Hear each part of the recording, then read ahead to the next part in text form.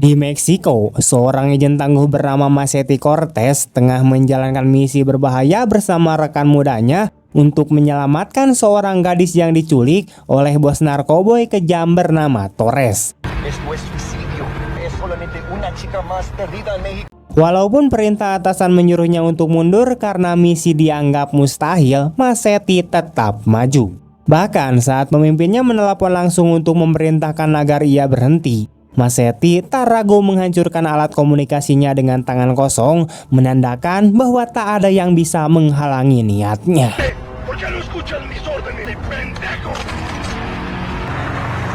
Ketika mereka tiba di sebuah gedung, kelompok bersenjata langsung keluar menghadang. Tanpa gentar, Machetti menghunus parangnya dan menyerbu ke arah mereka. Peluru berterbangan ke segala arah, partnernya pun tumbang dihujani tembakan, tetapi Machetti terus maju menerobos masuk ke dalam.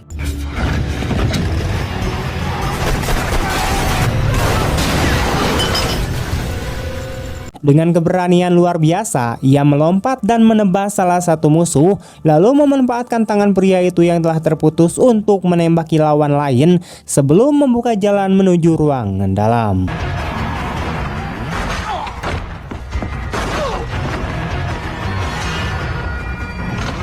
Para penjaga yang mencoba mengepungnya malah berakhir dengan kepala terpenggal.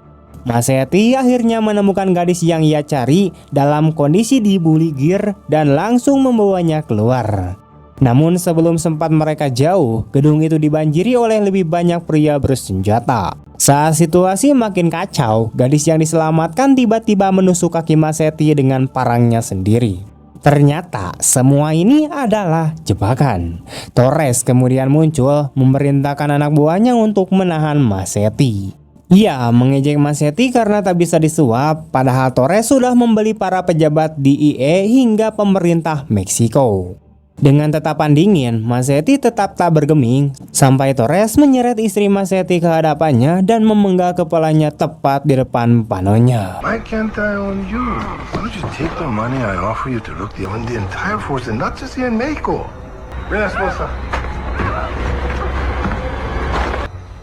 Maybe I should ask your wife.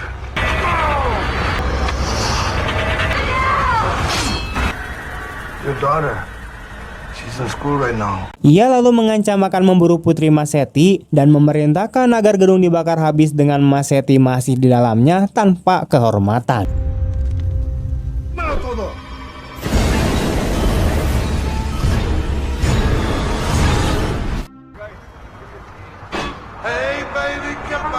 Agent Rivera, day 23 of surveillance for Operation Network. Luz operates out of her taco truck at the labor site.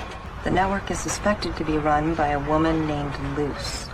3 tahun berlalu di perbatasan Amerika-Meksiko, seorang agen imigrasi bernama Sartana tengah mengawasi truk taco yang mencurigakan. Pemiliknya bernama Luz diduga terlibat jaringan penyelundupan imigran sekaligus gerakan bawah tanah. Saat itu pula, Sartana melihat sosok Machetti di kejauhan dan segera meminta data latar belakangnya.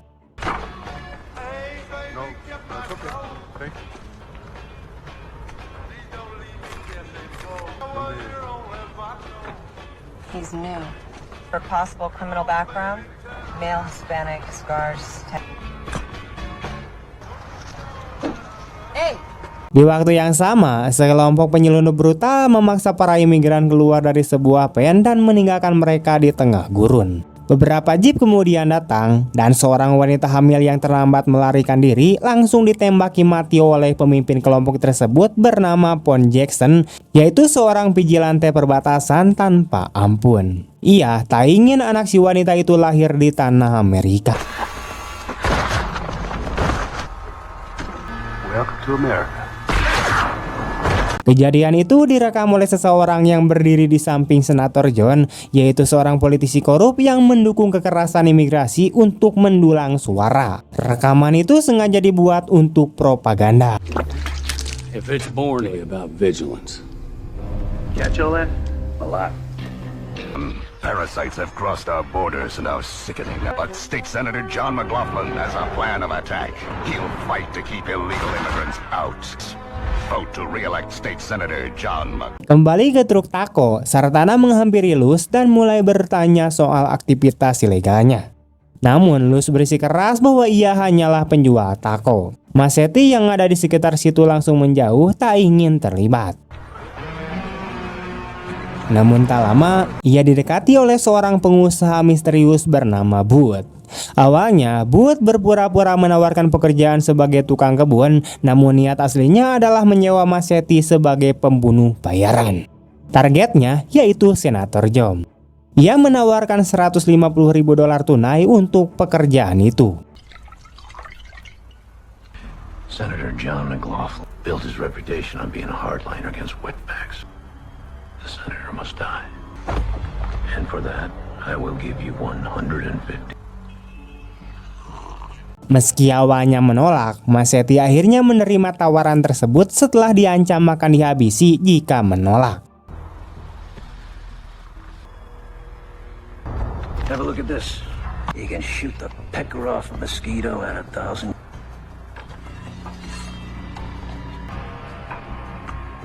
Wood lalu membawanya ke gudang senjata untuk memilih perlengkapan, dan Masetti mengambil senapan runduk serta tetap membawa senjata andalannya yaitu parang. Sebelum menjalankan misinya, ia sempat kembali ke truk Taco dan menyerahkan uang kepada Luz untuk membantu jaringan imigran bawah tanah. What's this? 150,000 cash. Use this for the people you help. Out of your mind? I don't know how you know what you know. I'm glad I know you.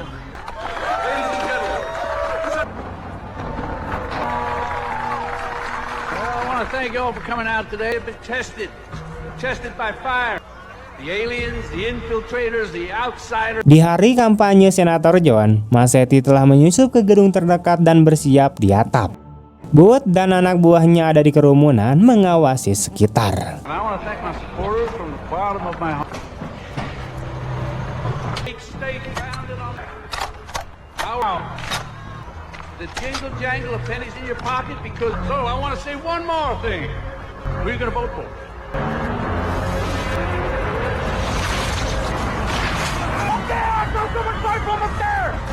Saat Masetti siap menembak, ia malah ditembaki lebih dulu oleh anak buah Bud. John pun ditembak di kakinya sebagai bagian dari rekayasa serangan. Bud kemudian berteriak, menunjuk Masetti sebagai pelaku yang kini terluka dan berusaha melarikan diri dari atas gedung. Go ahead. I'm gonna shoot the one of you. Ia bertarung melawan para agen, berhasil turun ke lantai dasar, tapi kemudian dihentikan oleh dua polisi yang ternyata bukan polisi sungguhan, di mana mereka adalah anak buah Bud. Mereka menyeret Masetti ke mobil, tapi lupa satu hal, yaitu menggeledahnya. Dengan cepat, Masetti menusuk pengemudi menggunakan senjata tersembunyi dan memaksa mobil menabrak hingga bisa melarikan diri. We frisked him, we cuffed him, we threw him in the car. I didn't frisk him. You actually...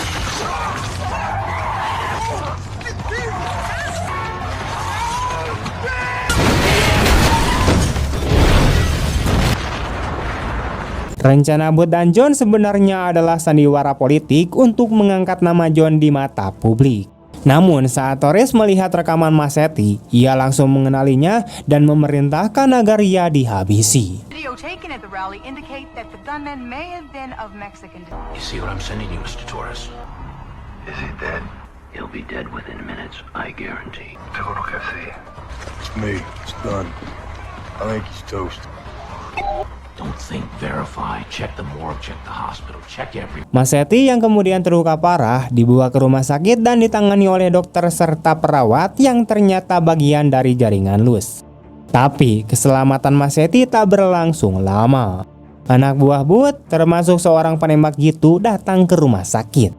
Masetti kembali harus bertarung, kali ini menggunakan alat-alat medis sebagai senjatanya.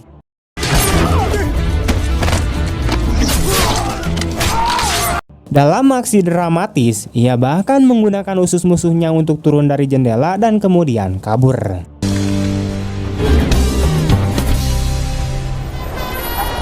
Sementara itu, Sartana yang kini punya perintah untuk menangkap Masetti mulai melihat sisi lain dari kasus ini.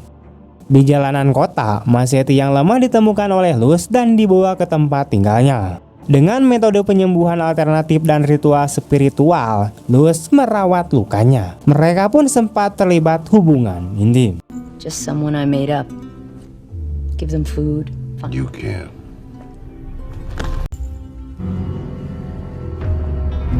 Oh my God. Where's the taco truck lady at? Big 45? Namun ancaman belum selesai. Penembak jitu milik bot melacak keberadaan Luz dan kemudian menyerbu apartemennya. Salah satu anak buahnya langsung tewas karena lemparan parang Masetti, sementara sisanya kemudian dilumpuhkan. Bom dilempar ke dalam rumah, namun Masetti berhasil lolos sebelum ledakan terjadi.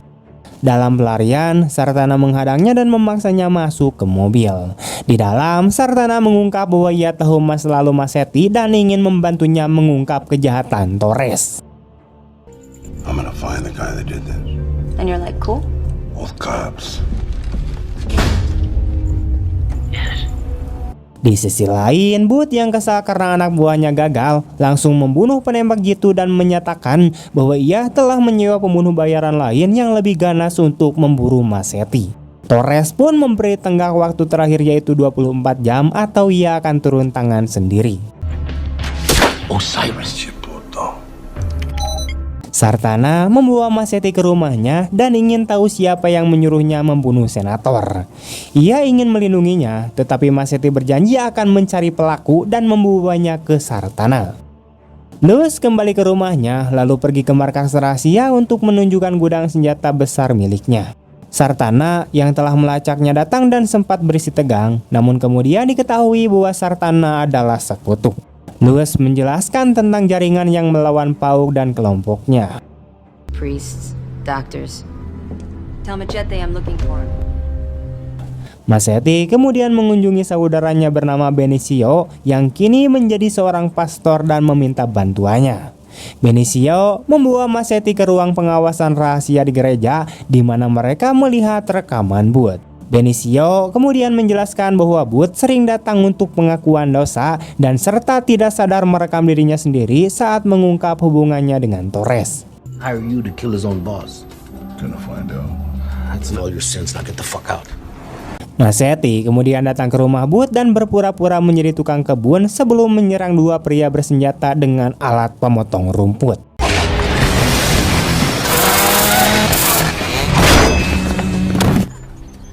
You're not the usual guy. Ia lalu menemukan istri dan anak perempuan Booth sedang berenang dan meniduri mereka sebelum membius dan memasukkan mereka ke dalam pen. Ia kemudian menyusup ke kantor Booth dan meninggalkan rekaman. Booth yang pulang kemudian melihat rekaman tersebut dan hampir terkena serangan jantung. Masetti membawa rekaman dan dokumen penting tentang Booth, Pauk, John, dan Torres kepada Sartana yang kemudian menyadari bahwa Torres ingin John membangun tembok agar bisa dikontrol dan menghasilkan uang. Luz yang hendak meninggalkan markasnya disergap oleh Pauk dan anak buahnya yang menuduhnya menyewa Masetti untuk membunuh John lalu menembaknya di mata.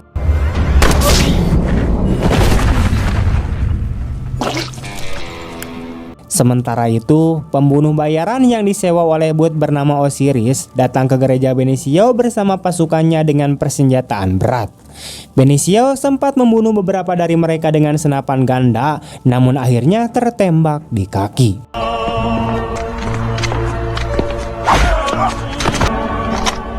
Please, Father, have mercy. God has mercy. I don't.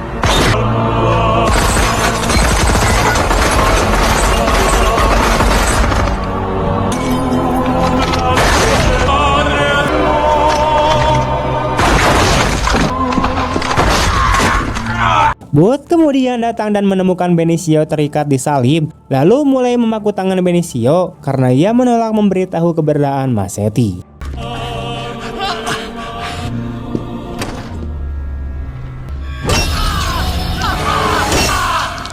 Di tempat lain, Masetti dan Sartana diserang oleh anak buah Booth.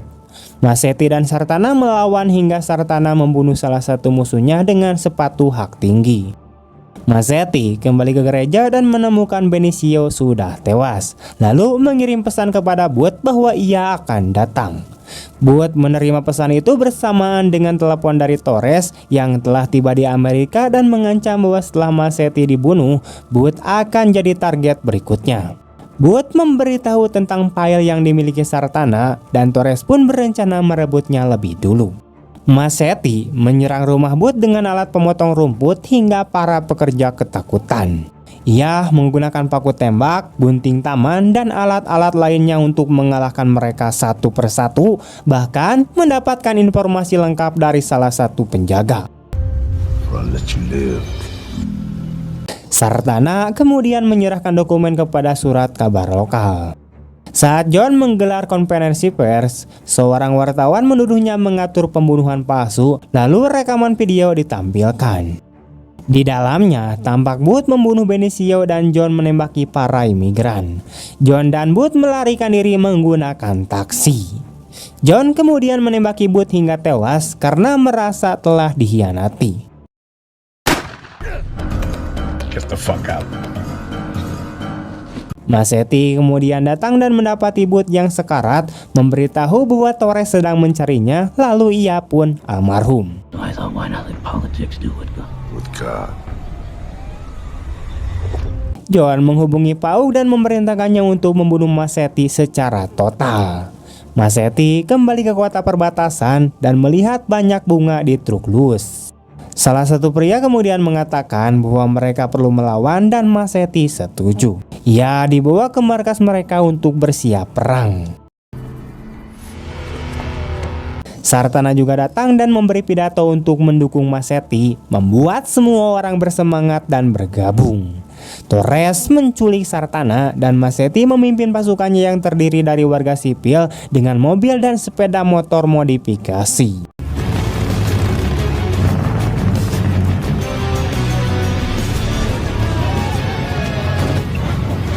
John kemudian datang ke tempat Paug, tetapi anak buah Paug berbalik mengarahkan senjata ke arahnya karena tahu tentang kerjasamanya dengan Torres. Saat pasukan bersiap, pertempuran besar pun dimulai. Masetti menyerbu dengan parang besar dan menghabisi musuh-musuh.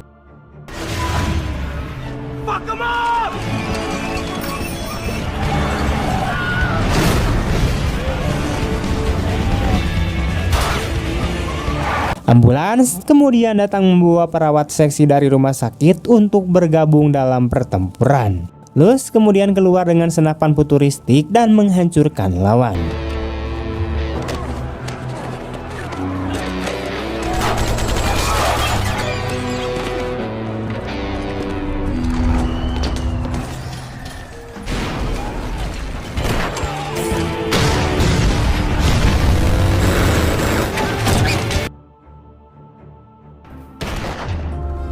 Pasukan Masetti akhirnya unggul dan Paug mencoba kabur, tetapi Luz telah bersembunyi di truknya dan menembaknya di kepala. Torres kemudian tiba membawa Sartana yang diikat dan mereka bertarung satu lawan satu dengan pedang ganda. Mereka saling menebas hingga sama-sama kehilangan satu senjata.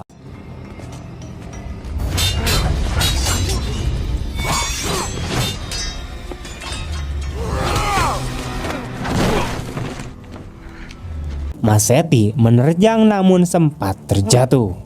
Sebelum Torres memberikan serangan terakhir, Masetti berhasil menusuknya. Torres sempat bertingkah seolah tidak terluka, tetapi akhirnya menyerah dan berkata bahwa dia akan menunggunya di akhirat.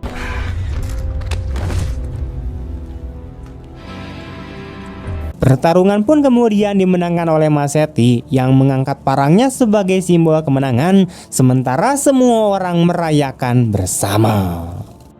Tamat. Ketika sistem gagal melindungi yang lemah, terkadang keadilan harus diperjuangkan oleh tangan mereka yang pernah tersakiti. Pesan ini menyeratkan bahwa dalam dunia yang dikuasai oleh korupsi dan kekuasaan sewenang-wenang, harapan justru muncul dari mereka yang dianggap tak punya suara. Masetti bukan hanya membalas dendam, ia mewakili suara diam dari orang-orang kecil yang selama ini bungkam dan memilih berdiri untuk keadilan, bukan hanya untuk dirinya, tapi untuk semua yang ditindas.